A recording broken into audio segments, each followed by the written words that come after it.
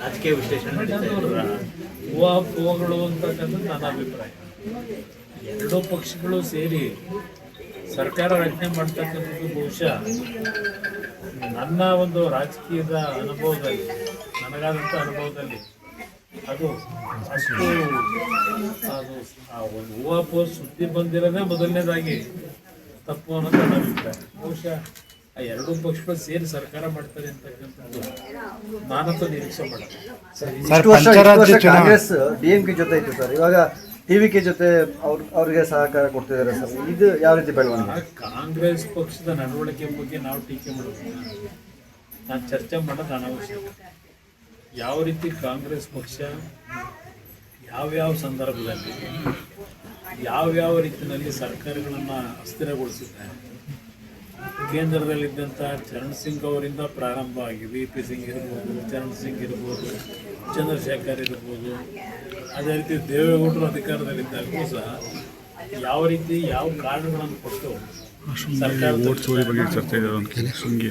ಕಾಂಗ್ರೆಸ್ನಲ್ಲಿ ಅವರಿಗೆ ಬೇಕಾದಂಥ ರೀತಿ ತೀರ್ಮಾನಗಳನ್ನು ಮಾಡಿಸಕ್ಕಂಥದ್ರಲ್ಲಿ ಹಲವಾರು ರೀತಿಯ ಉದಾಹರಣೆಗಳನ್ನು ಕೊಡಬಹುದು. ಅದರಿಂದ ಇವತ್ತು ಅವರು DMK ಜೊತೆ ಸಂಬಂಧ 20 ವರ್ಷ ಸಂಬಂಧ ಕಡಿದು ಇವತ್ತು ವಿಜಯ್ ಅವರ ಜೊತೆ ಸೇರ್ತಾ ಇರ್ತಕ್ಕಂಥದ್ದೇ ಅವ್ರ ಪಕ್ಷದಲ್ಲಿ ಅವ್ರ ಮುಂದಿನ ಭವಿಷ್ಯದ ದೃಷ್ಟಿಯಿಂದ ತೀರ್ಮಾನ ತಗೊಂಡವ್ರು. ಅದ್ರ ಬಗ್ಗೆ ನಾನು ಯಾಕೆ ಚರ್ಚೆ ಮಾಡಿ ನೋಡೋಣ, ಮುಂದೆ ಕಾಲ ಉತ್ತರ ಕೊಡೋದು. ಒಂದೊಂದು ಸಂದರ್ಭದಲ್ಲಿ ಆಯಾ ರಾಜ್ಯದ ರಾಜ್ಯಪಾಲರುಗಳು ಸ್ಪಷ್ಟ ಬಹುಮತ ಬರದೇ ಇದ್ದಾರೆ. ಅವರವರದೇ ಆದಂಥ ಕಾನೂನಿನ ಪಂಡಿತರ ಸಲಹೆ ಮೇರೆಗೆ ರಾಜ್ಯಪಾಲರು ತೆಗೆದುಕೊಳ್ತಕ್ಕಂಥ ನಿರ್ಧಾರಗಳು ಹಲವಾರು ಸಂದರ್ಭದಲ್ಲಿ ನೋಡಿದ್ದೀವಿ. ಇವತ್ತು ಅಲ್ಲಿಯ ರಾಜ್ಯಪಾಲರಿಗೆ ಕಾನೂನು ಪಂಡಿತರಿಂದ ಅವರೇನು ಮಾಹಿತಿಗಳನ್ನು ಕೊಡಬೇಕು, ಸ್ಪಷ್ಟ ಬಹುಮತದ ಸಂಖ್ಯೆಯನ್ನ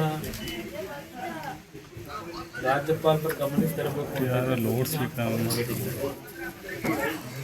ಅವರು ಸ್ಪಷ್ಟ ಬಹುಮತದ ಸಂಖ್ಯೆಯನ್ನ ಪಡಿತಕ್ಕಂಥ ನಿಟ್ಟಿನಲ್ಲಿ ಈಗಾಗಲೇ ಹಲವಾರು ರೀತಿಯಲ್ಲಿ ವಿಜಯ್ ಅವರು ಸಹ ಪ್ರಯತ್ನ ಪಡ್ತಾ ಇದ್ದಾರೆ.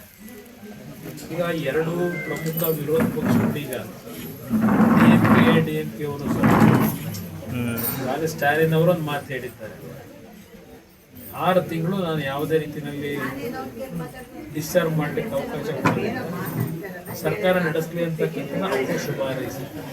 ಅದರಿಂದ ಬಹುಶಃ ಒಂದು 2 ದಿನಗಳಲ್ಲಿ ಅಲ್ಲಿ ತಮಿಳುನಾಡಲ್ಲಿರ್ತಕ್ಕಂಥ ಈ ಒಂದು ಅಸ್ಪಷ್ಟತೆ ಸರಿಪಡಿಸ್ತಾರೆ ಅಂತಕ್ಕಂಥದ್ದು ಕರ್ನಾಟಕದಲ್ಲಿ ಆ ಮಟ್ಟಕ್ಕೆ ಪ್ರಾದೇಶಿಕ ಪಕ್ಷಗಳು ಅಂತ ಹೇಳಿ ಸ್ವತಂತ್ರವಾಗಿ ಬರ್ತಕ್ಕಂಥ ಒಂದು ವಾತಾವರಣ ಇದೆ. ಇಲ್ಲಿಯ ರಾಜಕಾರಣಕ್ಕೂ ತಮಿಳುನಾಡಿರ್ಬೋದು ಬೇರೆ ರಾಜ್ಯದ ರಾಜಕಾರಣಕ್ಕೂ ಬಹಳ ವ್ಯತ್ಯಾಸ.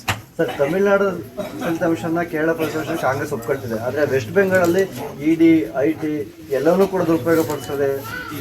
ಅವ್ರಿಗೆ ಬೇಕಾದಂಥ ರೀತಿಯಲ್ಲಿ ಅವ್ರು ವ್ಯಾಖ್ಯಾನ ಮಾಡ್ತಾರೆ. ಕಾಂಗ್ರೆಸ್ ಅವ್ರಿಗೆ ಬೇಕಾದಾಗ ಚೆನ್ನಾಗಿದೆ ಅಂತಾರೆ, ಅವರಿಗೆ ಜಯ ಇಲ್ಲದೆ ಇದ್ದಾಗ ಅದು ಸರಿ ಇಲ್ಲ ಅಂತ. ರಾಜ್ಯಪಾಲರ ಆಡಳಿತಕ್ಕೂ ಸಹ ಆದರೂ ಪರವಾಗಿಲ್ಲ ಅಂತ ಪಶ್ಚಿಮ ಬಂಗಾಳದ ಮಮತಾ ಬ್ಯಾನರ್ಜಿ ಬಿಡ್ಕೊಡೋದು. ಒಂದ್ಸಲ ಸ್ಪಷ್ಟ ಬಹುಮತ ಎಲೆಕ್ಷನ್ ಕಮಿಷನ್ ಇಂದ ಘೋಷಣೆ ಆದ್ಮೇಲೆ ಯಾರಿಗೆ ಬಂದಿದೆ ಅಂತ ಹೇಳಿ ಆ ರೀತಿಯ ಒಂದು ವಾತಾವರಣ ನಮ್ಮ ಸಂವಿಧಾನದ ವ್ಯವಸ್ಥೆಯಲ್ಲಿ ಇಂದ ಮಮತಾ ಬ್ಯಾನರ್ಜಿ ಅವರು ನಾನು ರಾಜೀನಾಮೆ ಕೊಡೋದಿಲ್ಲ ಅಂತಕ್ಕಂಥದ್ದು ಅವೆಲ್ಲ ಒಂದು ರೀತಿ ನಿರ್ಭೀತ, ನಿಷ್ಪಕ್ಷಪಾತ, ವಿಶ್ವಾಸಾರ್ಹ ಸುದ್ದಿಗಳಿಗೆ ಮತ್ತೊಂದು ಹೆಸರಾಗಿರುವ News18 ಕನ್ನಡ ಈಗ ಆಪ್ನಲ್ಲೂ ಲಭ್ಯವಿದೆ. ದಯವಿಟ್ಟು ಇಲ್ಲಿರುವ QR ಕೋಡ್ ಸ್ಕ್ಯಾನ್ ಮಾಡಿಕೊಂಡು ಆಪ್ ಡೌನ್ಲೋಡ್ ಮಾಡೋದಕ್ಕೆ ಮರಿಬೇಡಿ. ನಿಮ್ಮ ಬೆಂಬಲ ಹೀಗೆ ಸದಾ ನಮ್ಮೊಂದಿಗಿರಲಿ. ಧನ್ಯವಾದ.